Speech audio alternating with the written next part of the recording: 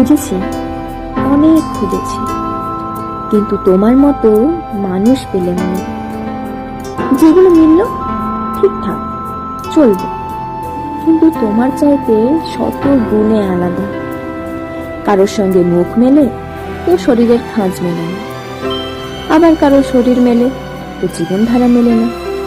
কেউ এক বর্ষার ঝাপটাতে আর বিদ্যুতের চমকানিতে আবছায়ার মাঝে দাঁড়িয়ে অপেক্ষা করছে, কেউ ঝলমলে রোদের তাপচ্ছায়ায় দাঁড়িয়ে ঘামে ভিজে সিক্ত হচ্ছে। বাস্তবে কিন্তু ভিজছে উভয়ে, আর ভুগোচ্ছে দুই পরিবারকে। কি লাভ বেঁচে থাকে বলো এতে?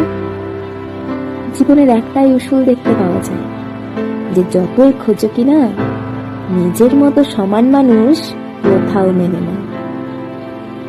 আসলে ভগবান ইচ্ছে করে কোনো জিনিস দ্বিতীয় রূপে বিকল্প আর সৃষ্টি করেনি।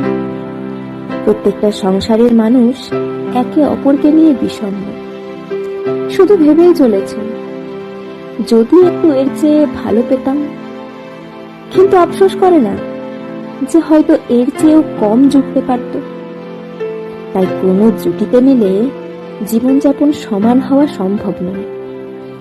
এজন্যই মানব জাতি তো এত উন্নত অন্যদের চেয়ে, এই কারণে।